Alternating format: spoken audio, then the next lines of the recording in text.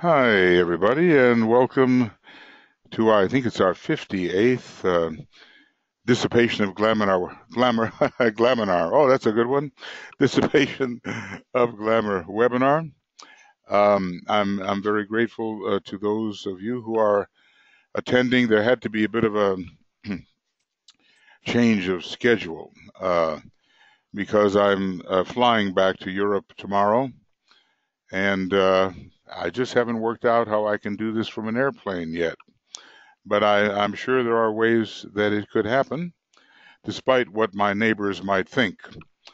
Anyway, we have a little bit more to deal with in kind of a summary way concerning the glamour of fear, which seems to be the great inhibiting force, not just for the human being, but built into the animal kingdom, even into the plant kingdom in a strange recoiling kind of way. Not quite sure about the mineral kingdom yet. It's a rather low level functioning. But this is what we have to overcome, and it's a very lunar type of activity. It has to do with the recoiling. I think Roberto Saggioli called it the repression of the sublime. It's the way that the form nature retreats from the light of the soul and from all the superior lights, as if somehow the nature of that form would be threatened by the application of a superior type of energy. I think that's very true. Every self-contained unit has in it, whether consciously or unconsciously, the instinct for survival. And I think, there's a realization in the form nature of man that that particular form nature will not last in its present condition, and it recoils from the higher energies which will facilitate its disintegration. So there are a few of us here, and somehow you've all managed. It's a little tougher in the United States when we do this, and because I'm out here in Arizona, and I think it's about midnight on the East Coast, about 10 o'clock here. So a little harder for some of the people, but in Europe, I think it's perfectly fine if people are up nice and early. So let us have just a little gathering together, if we can do that. And I want to, let's see, webcam questions, chat. Okay, I might have to ask you, Brett, to when it comes time to read the questions and so forth. I'm not sure that it's going to show up on my screen. But anyway, so here we are before our map of the 49 subplanes of the cosmic physical plane, 49 systemic subplanes, and even there are 343, as every one of those cosmic subplanes has 49 lesser subplanes in it. And all of these indicate a change of vibration and consequently a change of consciousness. It's amazing how many grades of consciousness there can be. And I guess we have to admit, we're relatively new to occultism compared to a master. And it is the beginning of our work of ascent into ever higher points of tension, where different types of powers and cities become possible, and different penetrations into the realities which are now hidden from our point of view. So here we are. Let us at least imaginatively gather together. And let's see, we've got to have, we've got to, whoever's not on mute, let's make sure you're on mute, because otherwise we hear stuff.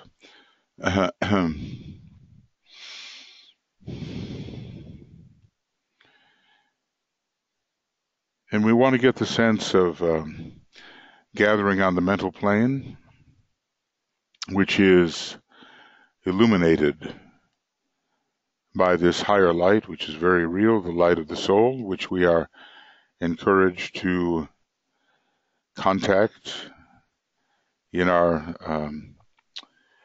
Dissipation of Glamour meditation.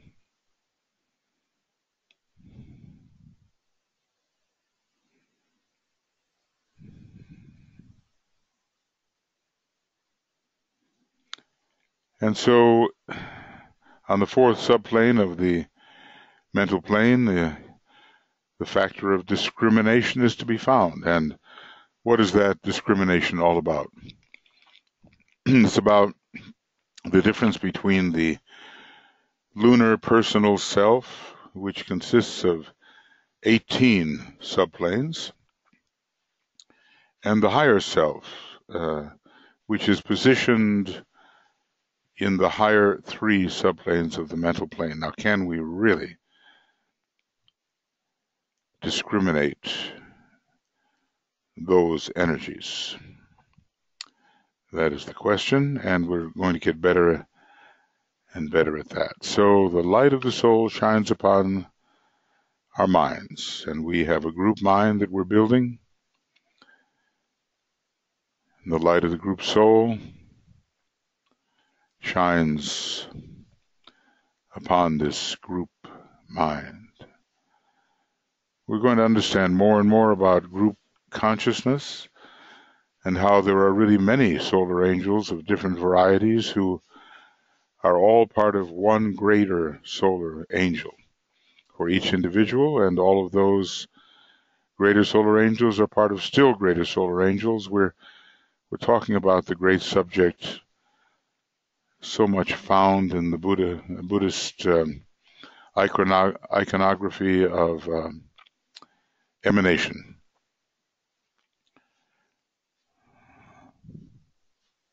So Sanat Kumara is not the planetary logos, and yet he is the planetary logos. It's all in the mysteries of emanation. And every one of us is deeply submersed in lower and lower vibratory levels due to emanation, and that's where our trouble begins, and we make mistakes, and we become englamored and the victim of illusion. But the Buddha taught us the way, and we learn to detach and abstract and no longer desire that which is impermanent and illusory. So we offer ourselves as that instrument, and we sound an Om to confirm it.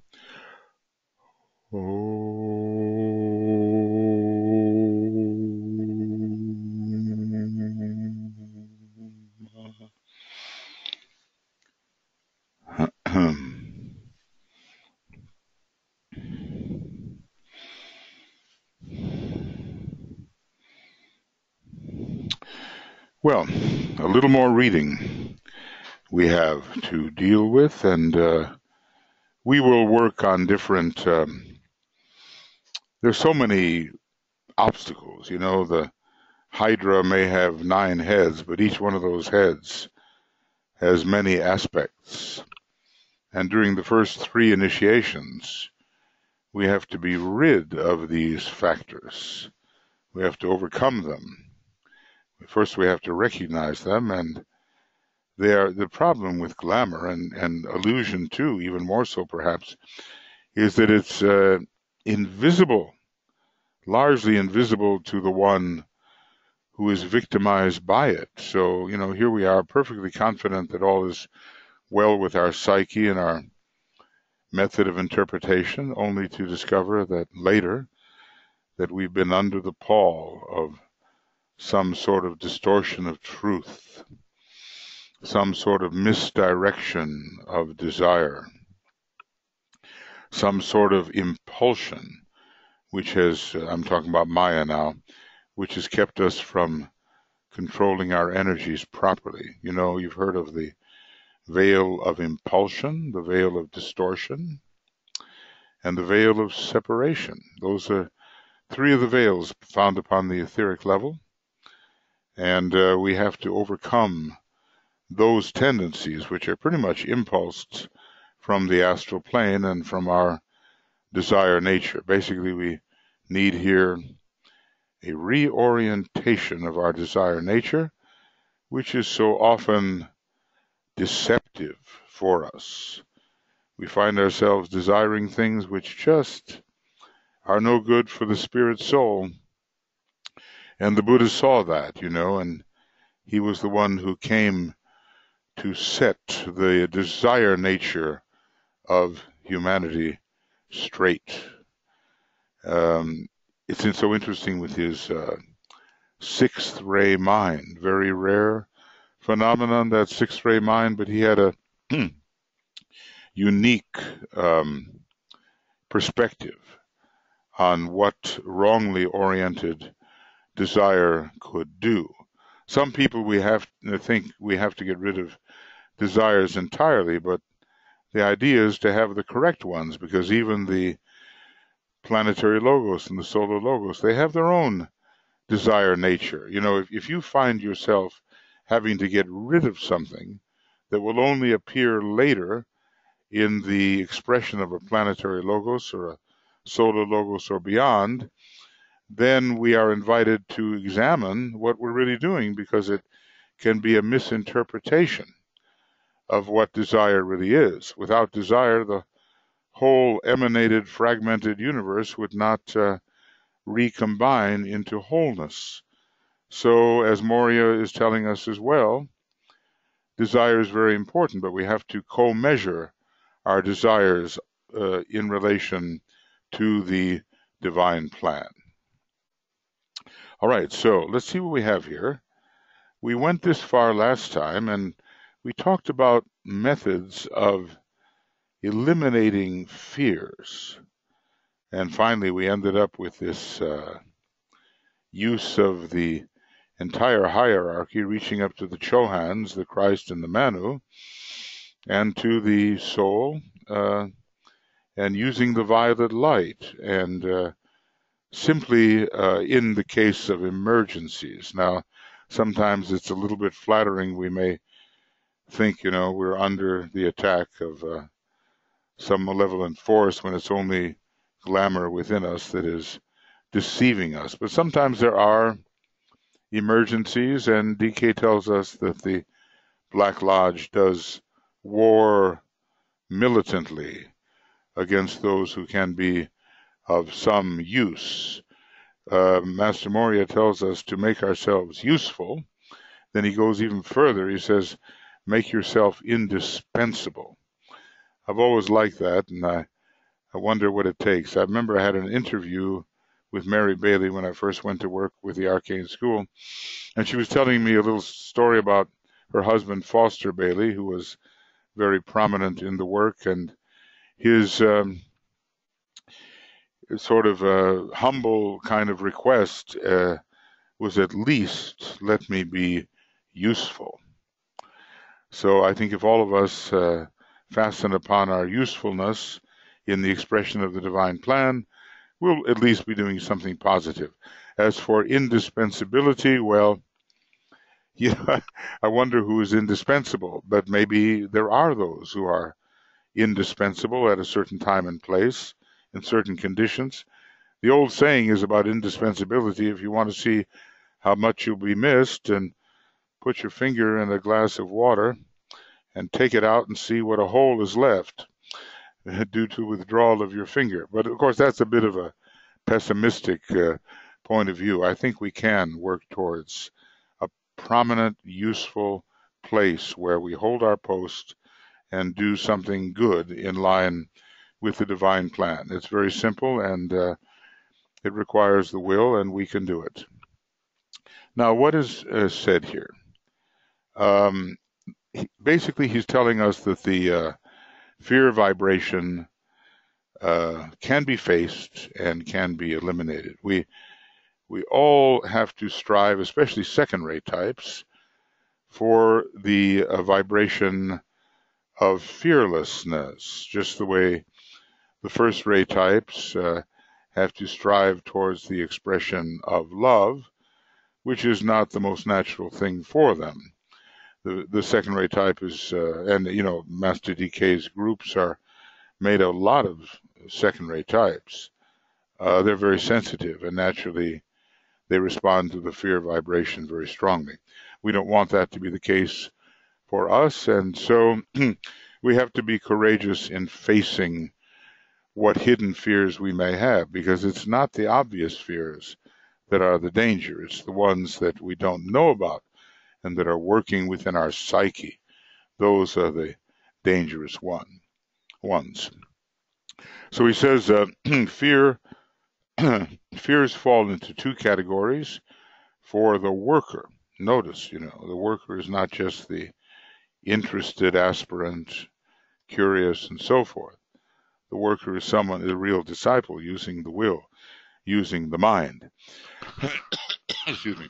Fear of what the future holds, and secondly, doubt as to the outcome of any effort. There is a Rurik painting which shows a saint in prayer, and he looks like he's really quite in transcendental contact with some beautiful higher source. But if you look down at his foot and his heel, there's a tiny black serpent, which is called the serpent of doubt, and it can undermine the whole effort. So our conviction as to the reality of the hierarchy, the reality of the divine plan, the reality of the assured outcome eventually of the divine plan, these are things we really have to cultivate and not let any creeping doubt undermine our efforts. So fear of what the future holds, and secondly, doubt as to the outcome of any effort. With most people, it is a combination of the two. Just pause for a second. There's so many economic worries now in the world. I'm sure many people are economically worried. Not just, they've been worried about rampant armies destroying their lives and the lives of those next to them, but those kinds of things. What does the future hold, especially if you're in an unsafe place, an unsafe country? DK distinguishes between the safe countries and those in which war occurs. Right now, if most of us as Western people, we do not live where active war is occurring, at least not on the outer and physical plane. So, think about your future. Is there any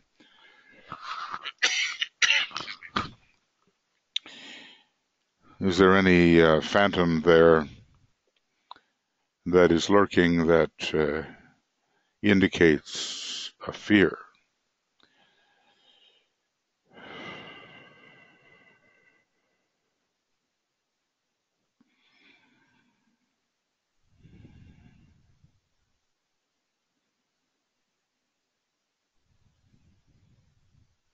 See, we can't really determine the future on any large scale, and some things are completely out of the hands of the human beings that whose job it is simply to suffer from the larger decisions of superior forces.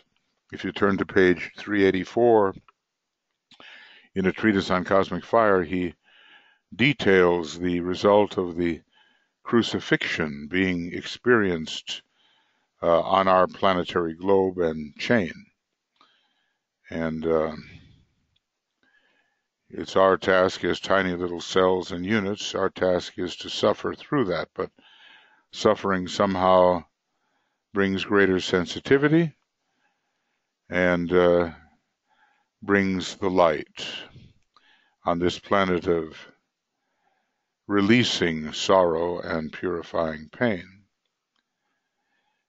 And, will it all work out? Well, of course it'll all work out. It's just a question of the timing and how much pain on this most painful of all planets, as DK tells us. How much pain are we willing to endure? A lot of people say, well, pain is inevitable, suffering is optional. They say that, but I don't think it goes along with the ageless wisdom so well. With most people, it's a combination of the two. Most aspirants have no basic doubt as to the ultimate issue, but they do doubt at times the working out of those issues in the present time. See, we don't want to endure too much of this unpleasantness, we might say, which keeps us away from harmony and beauty and joy and all those kinds of things. But really, joy is not dependent. Real joy is not dependent on whether there is pain operative. Some of the great, great souls, I'm thinking of Ramana Maharshi, I'm thinking of Gandhi also. Somehow they endured great pain and they were able to keep their consciousness detached, so that in their consciousness was the joy, regardless of whether the pain was also being experienced. So no doubt as to the ultimate issue, but they do at times doubt the working out of those issues in the present time, and they shrink back. Now those are the operative words regarding fear. When you find yourself shrinking back from something you know you ought to do for fear of, then there's an indication of something that has to be overcome. And they shrink back also from the path of endeavor, knowing and rightly knowing that it leads through trial and loneliness to the feet of the Hierophant. So the illusion of loneliness, the illusion of the trial, the way of the lonely ones. It was a book by Manly Palmer Hall, a great soul. And the illusion of loneliness comes down upon us. You'll read about that when you read about the blessed ones who really are the monad in incarnation. So trial and loneliness, and there's no other way, really. There's no other way, because we cannot be dependent upon anything outer. Our dependency is upon our own self. So that's why the Buddha, in his last sermon, preached something that sounds so ordinary, but in a spiritual sense it's extraordinary. He preached about what can we call it? Self-confidence, self-reliance. Rely upon yourselves. Well, but what is the self? The self is the monad itself and beyond. So he's saying rely upon the greatest spiritual factor within yourself. And even though there is the illusion of loneliness, you will pass through it into the all-oneness. I like to think of that as an alternative way of pronouncing aloneness, the all-oneness. Okay, and further, they, people like ourselves perhaps, are likewise distressed. Now think about this. Likewise distressed by troubles and high vibrations which seem to emanate from spiritual sources. When Krishnamurti was being tuned up so he could respond to the vibration of the Christ, an experiment was made there. He went through agonies to get his vehicle in the shape that it had to be to withstand the presence of the Christ. We sometimes say, Christ, walk into my room and, bless me or make me fit and all the rest of it. But their vibration is so high and our integration is so low that so many adjustments have to be made. So distress comes this way too, from high and beautiful things. As DK says, when you're in the presence of a master or some very high soul, they disturb you. They create a situation where you may feel great distress and anxiety and incapability. So we don't want to romanticize the whole business of contacting the great ones. Often the great ones have to hold back the full power of what they are so as not to unduly upset the integration of those they seek to help. Strong vibrations will come with ever increasing frequency, and as the race progresses in evolution, the vibrations will wax stronger, and the reactions, when we will react, because the lunar nature within us will react, the reactions must be dealt with in wisdom. So it's not just the evil things which are causing us the problem of fear. They do exist, but the high things too cause this problem of upsetting. It's always amusing, the Buddha predicts that he who is Confucius, who is now a master, will be returning to China. And he didn't give the timeline, and he says, and he will create a disturbance. And then DK elaborates on the idea of disturbance that, to the soul, it may seem to be a passing adjustment, and the personality may consider this disturbance to be of an appalling nature. So obviously the great ones look at things a little bit differently than we do, we who are so attached to form. Let's go on a little bit more, I would say. Yes, a little bit more. Excuse me. Two things manifest when spiritual vibration is exceedingly potent. So all good aspirations and synchronous high vibrations are stimulated by the presence of these high energies. And secondly, all that we term evil is likewise stimulated. I wonder if any of us have had that experience. I know I've had it. You get into this field and the great energies begin to really make an impact. And the next thing you know, you're into a plutonic experience where all the stuff that's been hiding in the bottom of your aura, so to speak, is dredged up and thrown in your face. And you see that, well, you may not be as pure as you thought. There's all kinds of stuff hiding there. And, good evokes evil. It calls it forth. That's in the esoteric healing rules and laws. And it's near the end.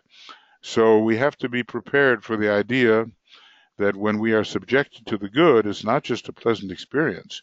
We really begin to see ourselves and the things that we have hidden from ourselves.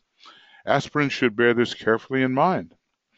There may demonstrate such a factor as a crime wave, but there will also demonstrate an increasing number of groups that stand for spiritual endeavor and high aspiration. I think it was Swami Vivekananda. He was taking the fourth initiation, I believe, and he went into this thing called the Shiva ice cave.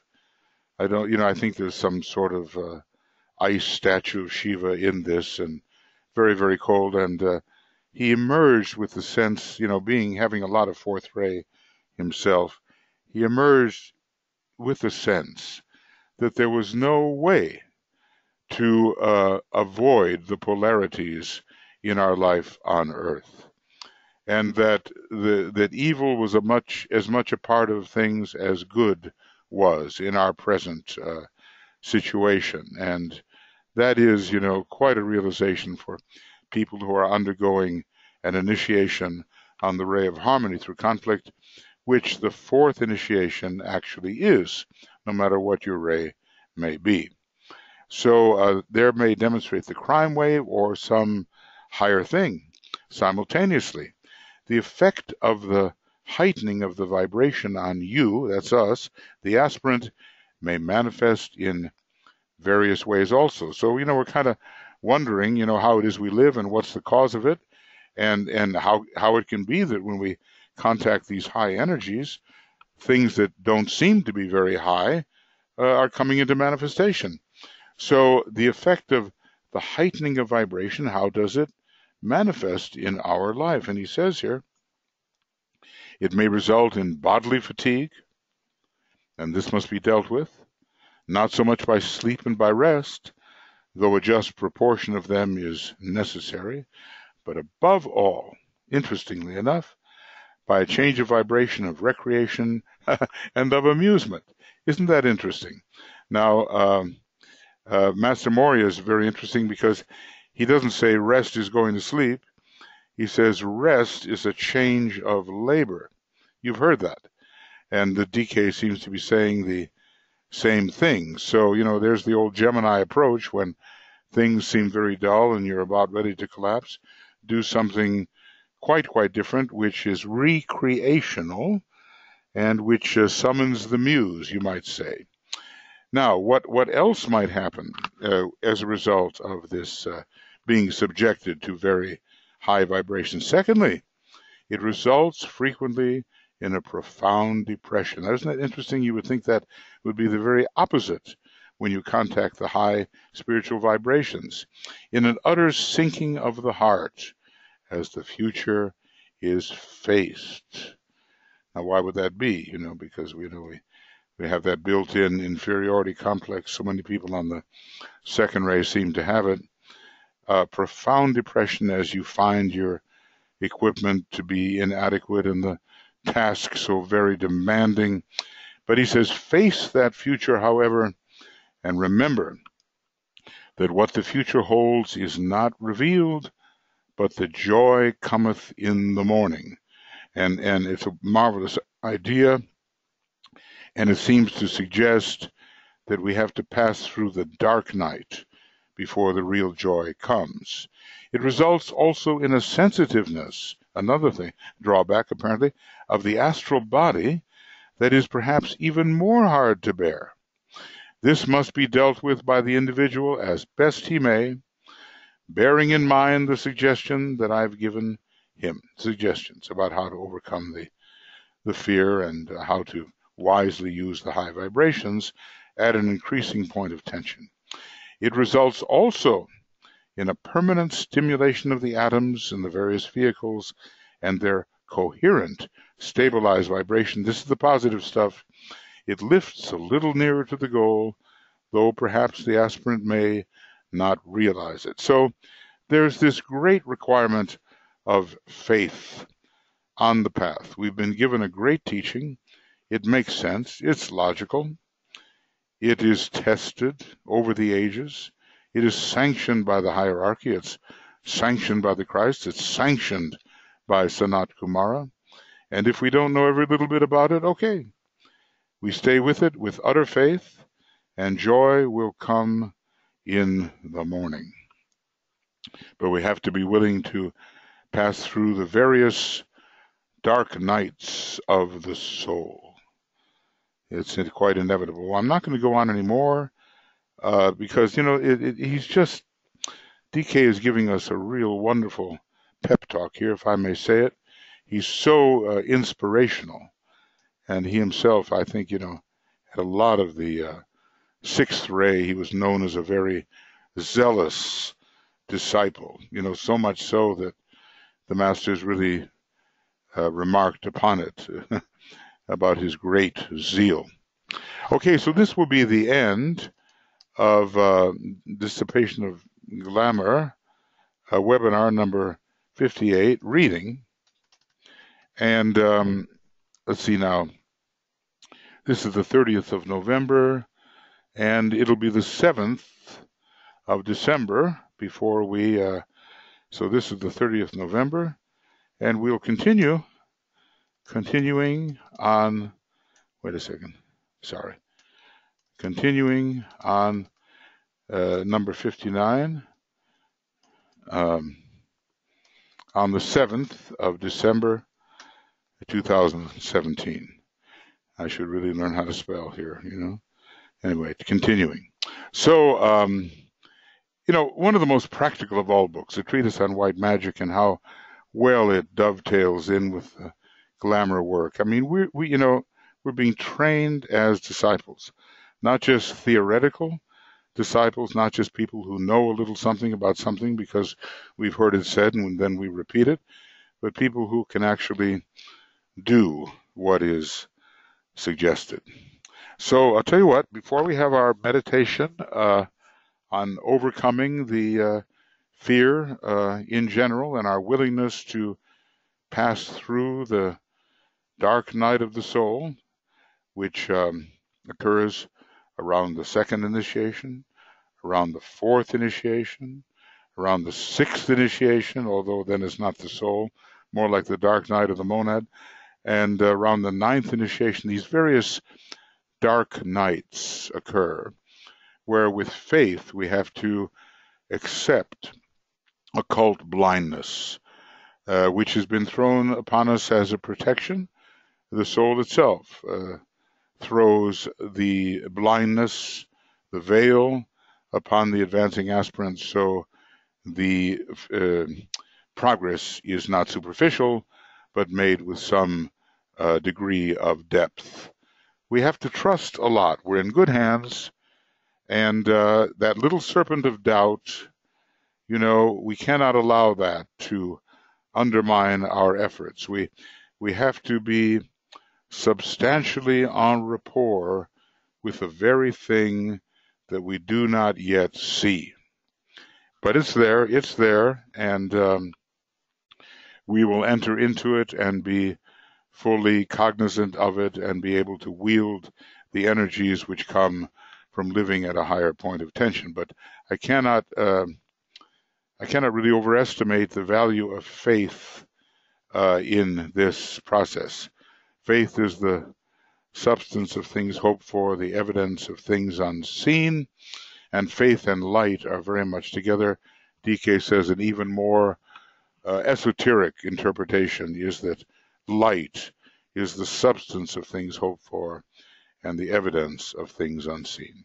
So now I'll turn it over to if there are any questions. Like I say, I don't know if I'm going to be able to see these, but Brett will give me a hand here. And,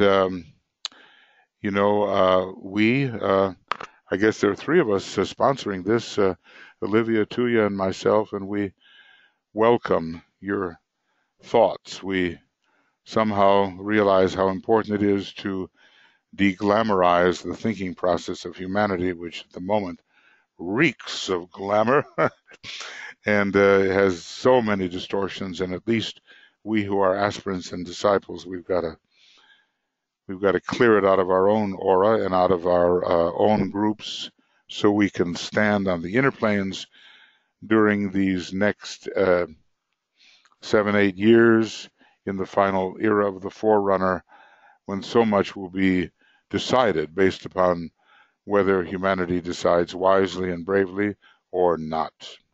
Okay, is there anybody who has any questions, any comments? Yeah. Yes. We have a couple of comments from Suzanne and Walter in the written section. Okay. Actually, I was able to get it. Okay. I tremble on the brink of the abyss, fearing pain, yet fearing more so bliss. That's amazing. Who is the author? Are you the author, or it sounds, it's very good. And of course, this is the repression of the sublime. Roberto Saggioli writes about this, and whoever it was that helped Nelson Mandela write that famous speech, they talked about the fear of our own greatness even more than the fear of our negativities. So, because so much will be demanded of us if we really admit to our inner potentials. And what will be asked, as T.S. Eliot says, not less than everything will be asked, not less than everything. When you remove your finger from a glass of water, the level of the water as a whole drops somewhat. Okay, well, that's a good way of looking at it. If we as individuals try to think we're the entire glass of water, then we may feel disappointed. I like it. However, if the water glass is seen as a group endeavor, with many fingers in the glass at once, then we can see the right proportion, in right proportion our individual and collective contributions. Okay, I'd like the way of looking at that, you know. I guess, you know, the lower ego tends to make one feel falsely indispensable. You know, you hear politicians and demagogues these days say, only I can do this. If you want the solution, only I know, and all the rest of it. And it's just the little lower ego blasting forth without any depth of soul. So we certainly want to avoid that cramped identity which comes when we think that we are the personality. We really have to detach. But I like the idea, Walter, and thank you. And Suzanne, yes, my muse helped. The muse is that quality of inspiration that we all carry. You know, it's rather interesting. Artists, oftentimes, they may not feel inspired on a cold Monday morning. I remember my composition teacher telling me, well, Beethoven had some bad days. Did you ever hear his Battle Symphony? You know, in other words, your inspiration leaves you. It seems, so it seems. But then the muse appears, and the muse connects you with the source of inspiration. Sounds very Venusian in a way. And, you know, whatever kind of creativity we may be involved with, the muse is a bit like the Antakarana, which connects us with the source of inspiration. Okay, so it's Marianne Williamson, right? Olivia, thank you for that. Yeah, that's you know, the whole idea of greatness. And normally we would say, well, I'm not afraid of my greatness; I can handle that. But we we do have to account for this very real psychological dynamic called the repression of the sublime. The what let's call it like this: the flight from the light, if I may call it that. Running away from illumination, and we say, "Oh, I would never do that. I would go deeper and deeper into the light." But then, when push comes to shove, and the light is very, very great, and maybe even blinding, whatever, you know, it's not such an unusual reaction to for our form nature, if we're identified with it, to recoil from the greater light. Oh, we say, it's too much for me, or I can't stand the intensity and all the rest of it. So, you know, let us be aware of those things. Thank you for your offerings, everybody there. And let's see, let's see. Yes. Yes. Suzanne has her hand up. Okay, Suzanne, did you want to speak? I mean, if you do, I mean, I can easily take you off mute here. Because usually, yes. Suzanne, did you want to say something? Oh, I apologize. You had asked who had written the poem, and I just wrote it. It's from one of the ones that I had written. I'm sorry, I forgot to lower my hand. So who is the author? Who is the author? From one that I wrote, Michael. Oh, wonderful, wonderful. Okay, well, it captures it. I thought you said Wordsworth, and I was about ready to believe you. No. Well, that's it. It's very somehow it captures something. Well, you know, if I can find it, I'll send it on to you. Very good. I'm sure we'd all enjoy that. Yet fearing more so bliss, abyss and bliss. These are great apparent contradictions, but they hold a great truth. And when you read the story of the blessed ones, you know, I've referred to that quite a bit in esoteric psychology too, right in the 30s of that book or somewhere in there. He deals with what we all go through as spirits returning to the highest state from which we left on our pilgrimage. And there's a lot of stuff we have to go through, but it ends with the idea that nothing remains but bliss. As a matter of fact, if I can, what I would do is let's see, what would I do? I'll pull this down, and that would be esoteric psychology 2, and let's see if nothing remains but bliss. Bless, bliss. Okay, not bless, but bliss, although they are related.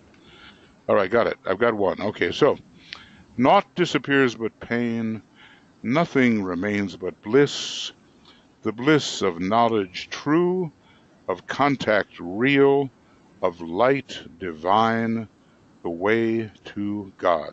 This is the section right in the early 30s. I read it often because it's so universal. It tells what we all pass through. And, I just think it's a great strengthener for all of us. So if you want to send that along, Suzanne, that'd be great. Appreciate that. Thank you. Thank you so much. Now, let's see. Let's see what else we have. Brett, what are you suggesting? Anything? Anybody? Suzanne, Olivia? Okay, and Olivia offered that. Yeah. Marianne Williamson. Yeah. Okay, good. There's so many. In Agni Yoga, it tells us that whenever the energy level of a leader is about to become rampant or dangerously strong, a moderating influence is attached to that leader. Normally we would look at Nelson Mandela and we would say, well, the relationship with Bishop Tutu was really important. And we're also told about George Washington and how a particular professor was attached to him. Obviously a difference in rays.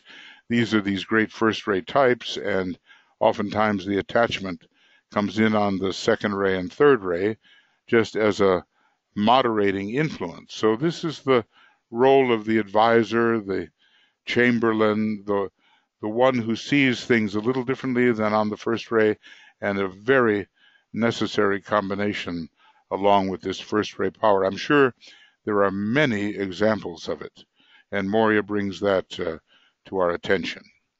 Okay. Okay, Suzanne, Walter. Okay, Olivia. Okay.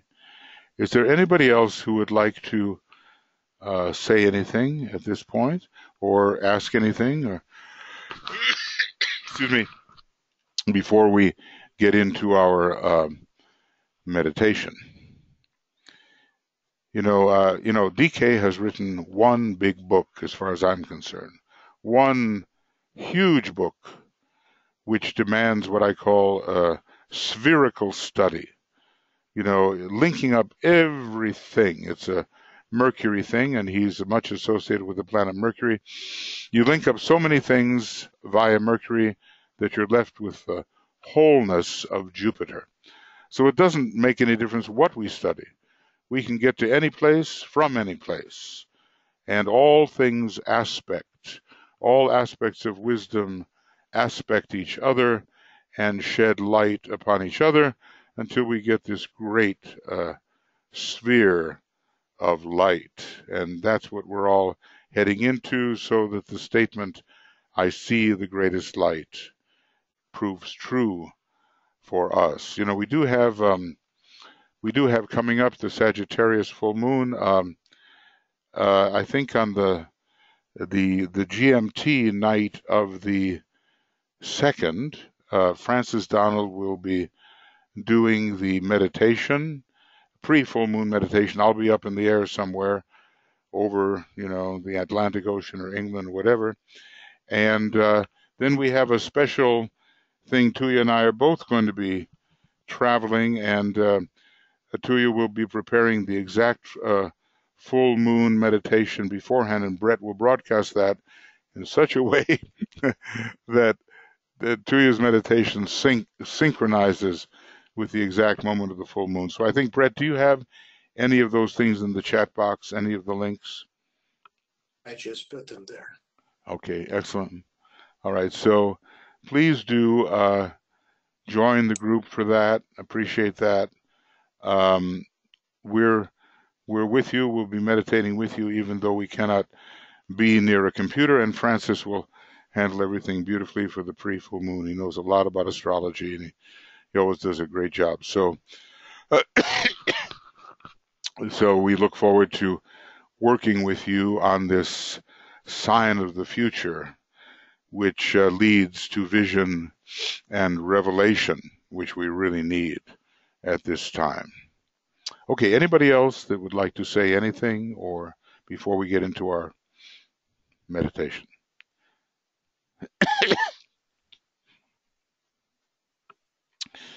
Okay. Right. Thank you. All right. Anyway, read this wonderful thing about the Blessed Ones in Esoteric Psychology 2. Oh, it's just wonderful. The Blessed Ones are not, and yet they are. The Blessed Ones know not, yet know all. The Blessed Ones love not, yet offer love divine. The Blessed Ones remember not, yet all is recollection. The Blessed Ones remain in isolation pure, and yet at will can take a form. The Blessed Ones dwell ever in the high place, in the high and lofty place, yet oft can walk on earth in light phenomenal. The Blessed Ones manifest not through forms, yet are all forms and all intents. And really, when you get down to it, you find out that the Blessed Ones are the monads, and they are the monads especially in extension in the lower worlds. Each one of us is ultimately the Blessed One, and we have to get to the point where we really realize that to be the case. Well, we're on our way, and we will make the grade. May take a little of what we call time, but we will make the grade. Okay, so let's go on to our meditation. Excuse me. The air in Phoenix is getting me just a little bit. The pure air of Finland is a little more suitable to somebody with Saturn and Gemini, the way I have it. So, but I may be leaving just in time and and get that dose of pure air quite soon. All right, here we go. So we begin.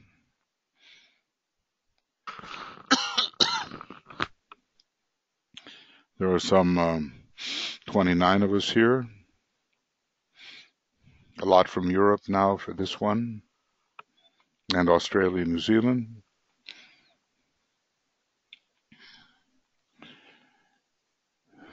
And we hold for a little while the silence, strengthening ourselves in the silence.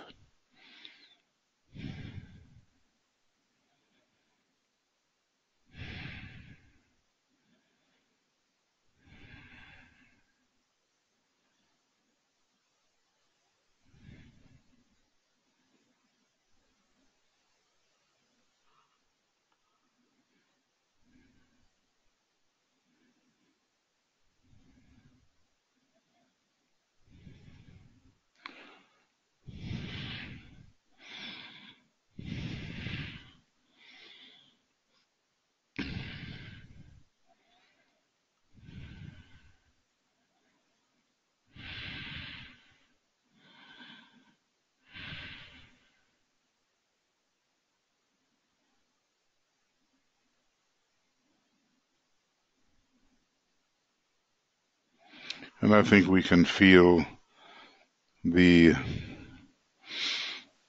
coming together of the group on the subtle planes. Silence and synthesis are so closely related, and in the silence, the synthesis can be sensed. Then we're going to work with the Divine Cross, as he calls it, the Cross of Divinity. And we make that cross, including the eyes, as you know. So this is our protection, and we do not act arrogantly as if we don't need it. We do need it.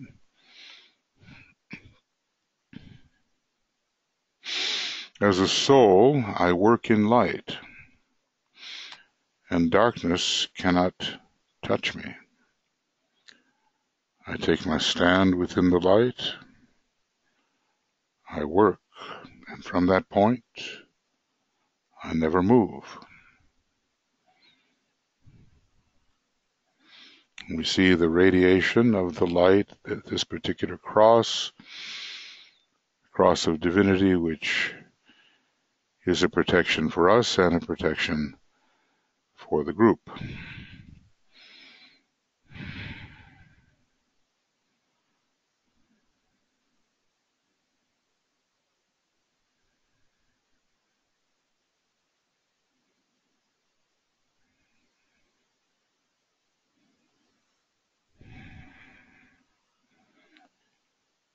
Then we think of the three lights. We draw up the light of matter to the mental plane.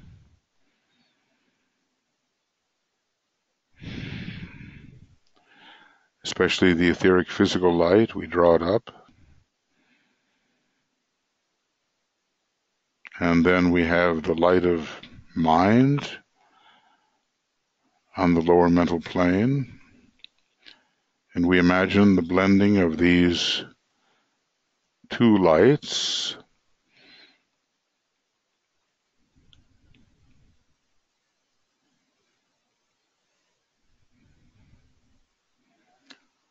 And we have the two as one now. And we think of soul light now. We try to touch that meditatively. We recognize that in a way above the head, the soul light exists.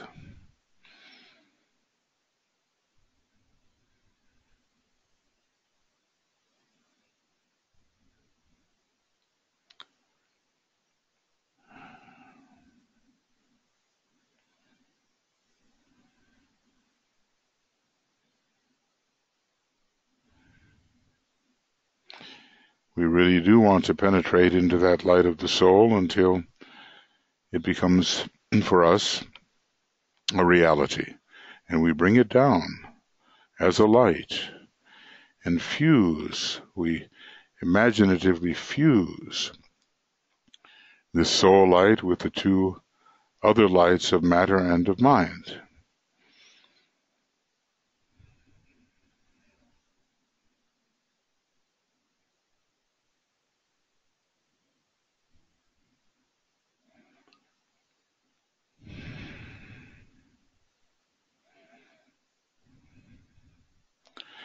And now it is as if three lights are one light.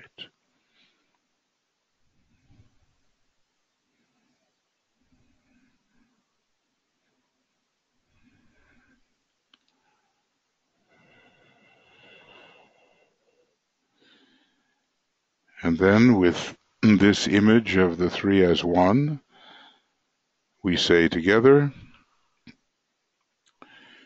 the light is one, and in that light shall we see light. This is the light that turns the darkness into day.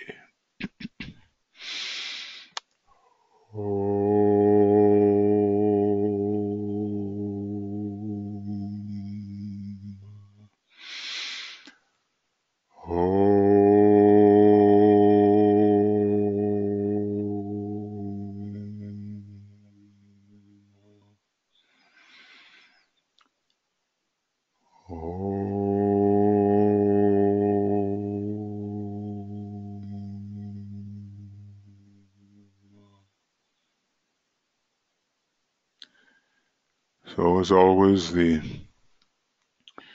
lesser light can fulfill its function of revealing a greater light, and it's eventually the light of the intuition which can have such a transformative effect upon the personality that we want to reveal. To get the astral body and the intuitive vehicle en rapport with each other. Now, we use the formula, standing midway between the high worlds and the worlds of glamour. And we're going to, as we do this, we kind of turn on, imaginatively turn on the great searchlight that we have created, made of the three lights, and it's a group light made of the many individual lights, and we see it out onto the astral plane.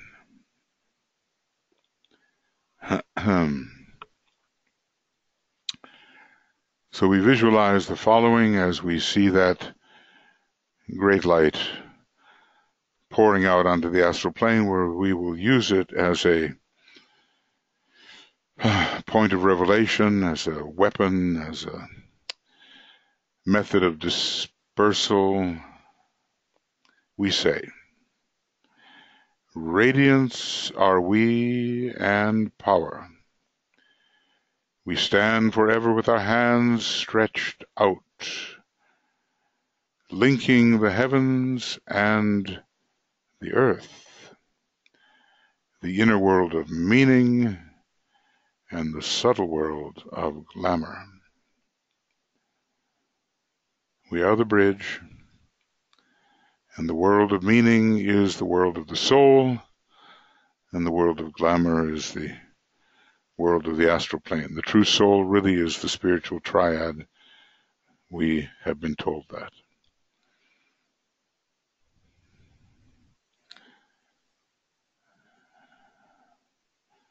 So we think of ourselves as the bridge, linking the inner world and the outer lower world. Now the second part here, we reach into the light and bring it down to meet the need. We reach into the silent place and bring from thence the gift of understanding. Thus, with the light we work and turn the darkness into day.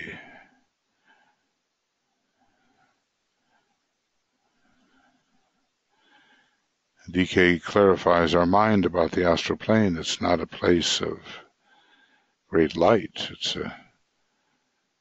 a place of darkness in many ways, and confusion and distortion. And it must be clarified. So we see our beam of light out there, in there, on the astral plane, ready to do its work with the fogs, the miasms, the veils.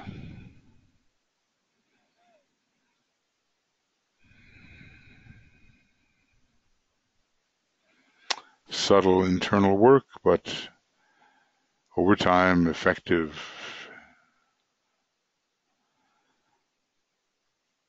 in the outer world.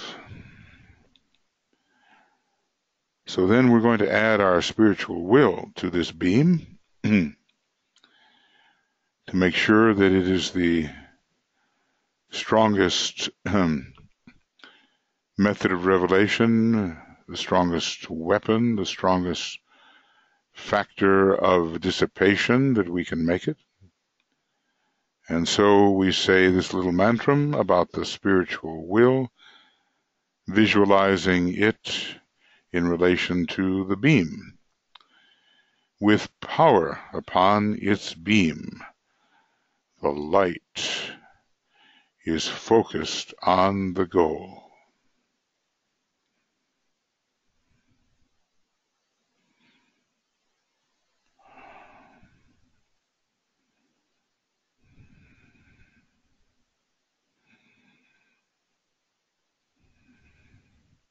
So we are responsible together for this beam and its effectiveness in clearing the way. We're dealing with fear, and the glamour of fear is named, and the light is thrown upon it. And these words of power back up our process. And as we pronounce the words of power, we're going to penetrate the glamour, and we're going to produce its weakening and its dissipation.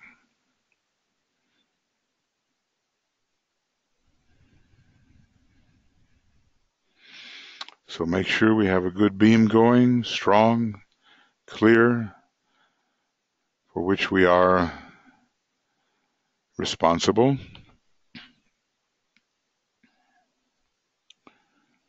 A triple light of soul, of mind, of matter,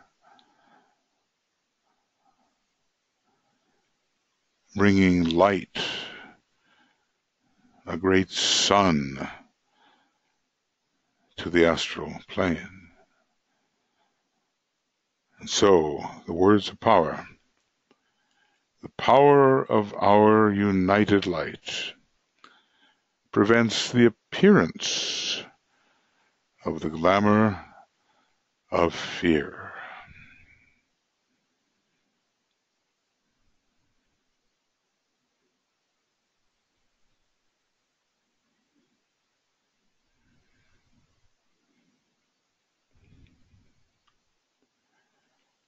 Clear of fear.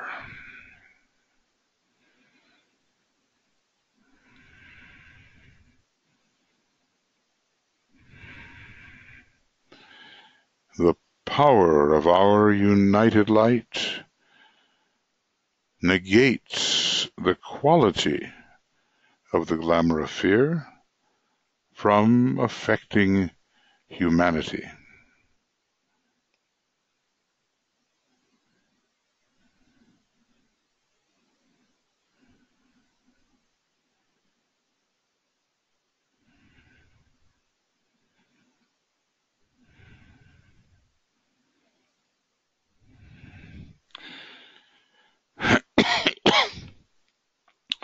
And this quality we know is one of, for want of better words, shrinking back.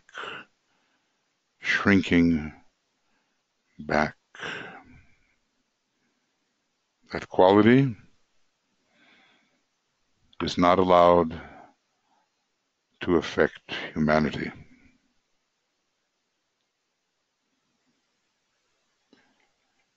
Then the quality, the power of our united light destroys the life behind the glamour of fear.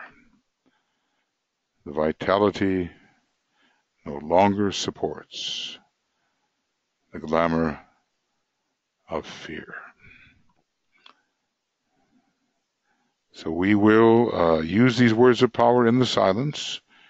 You work with them how you wish to work with them.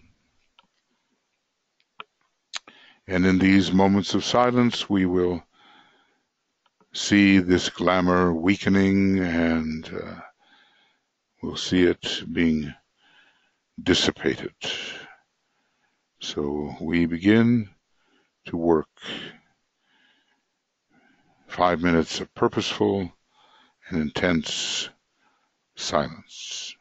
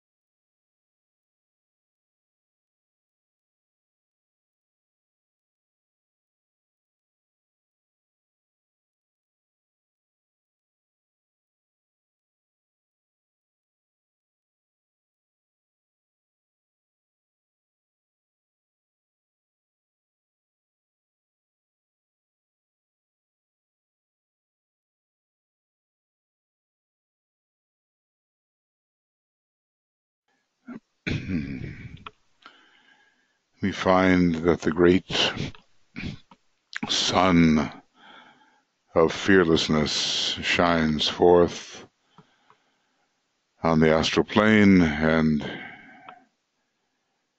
fear no longer can take root in our individual lives, in our group life. We are the immortal God within, and we have, as DK suggests, confidence in the immortal God within.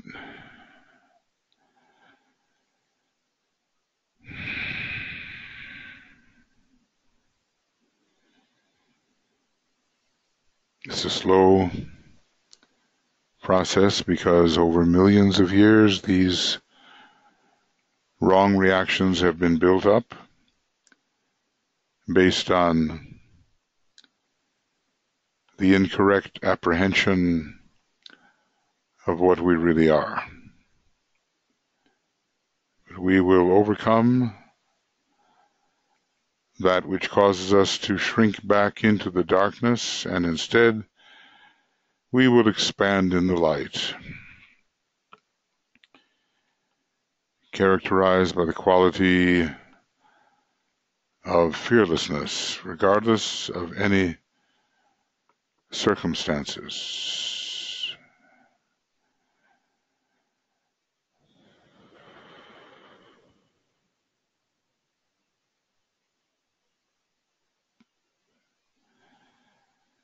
And so we withdraw our beam from the astral plane.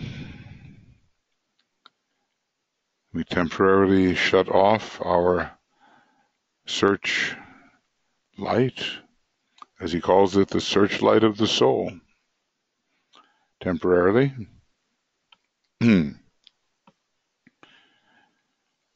And with the faith that something of value has been done, working together as we do, we sound the Om 3 times.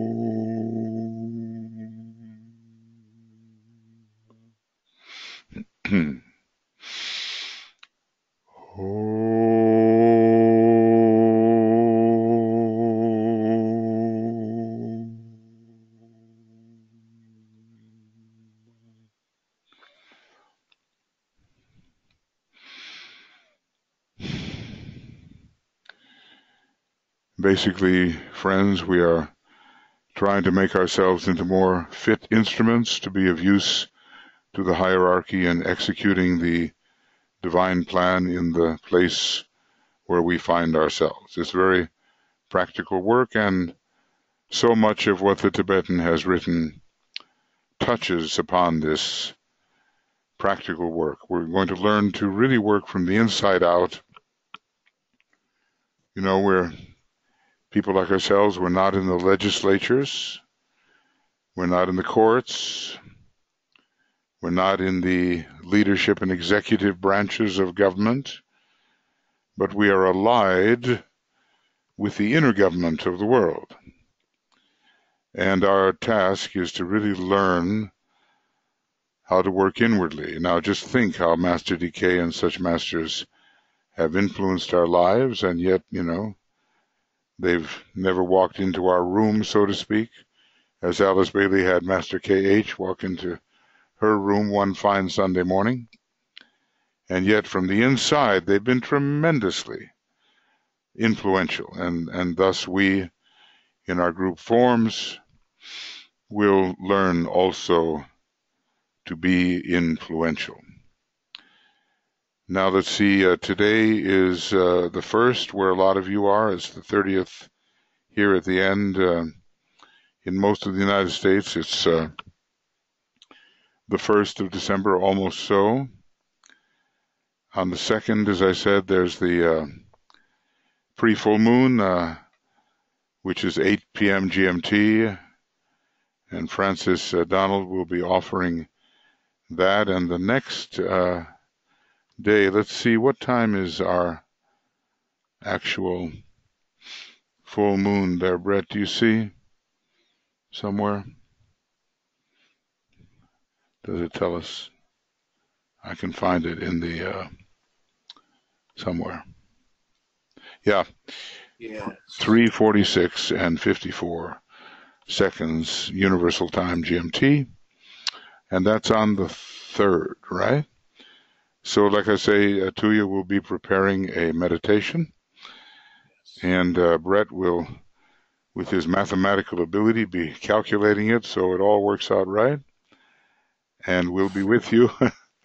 We'll be with you in meditation together wherever we happen to be. And I'm not sure, let's see, whether we are, Tuija, are we doing the Soul of Nations on Saturday, no, Saturday evening, huh? Maybe, I don't know. It's up to, let's see, Saturday evening is the 2nd, isn't it? So we don't want to collide with Francis. But if we worked at 8 o'clock, we might be able to do it. So anyway, I'll leave that to you, whether we're going to do that or not. I'll just be arriving shortly after in Helsinki. And yeah, so go ahead, Tuija. Yes. But you've got to unmute yourself in order for me to be able to. So you've got to unmute yourself, Tuija. Can you do that? Yeah, go ahead. Okay, is this now? Yep, you're good? Okay, no, we are not doing the Soul of Nations. Okay. Because there are the same, there are too many things going on. Too many things. We'll concentrate on the full moons. Yeah, we'll concentrate on that. Yeah. Okay. Very good. All right, friends, thank you very much for joining us. We will persist in this work, which will make us stronger subjective workers. And, in these latter days of the Forerunner, we have to rely upon our esoteric abilities, not just our outer abilities, but our group esoteric abilities. We'll be talking a lot more about that and about cultivating those things. Like Master Moria says, half the world thinks and the other half carries out their thought. Well, esoterically, it's not half, but a lot of people are carrying out the positive thoughts of the thinkers on the subtle planes. So Brett will get this ready for you to go to Makara, and lots of love and many blessings from all of us here, Olivia, Tuija, and myself, and to everybody. Many blessings, and we'll be working with you. I see the goal, I reach that goal, and then I see another. Talk to you later. All the best. Bye-bye.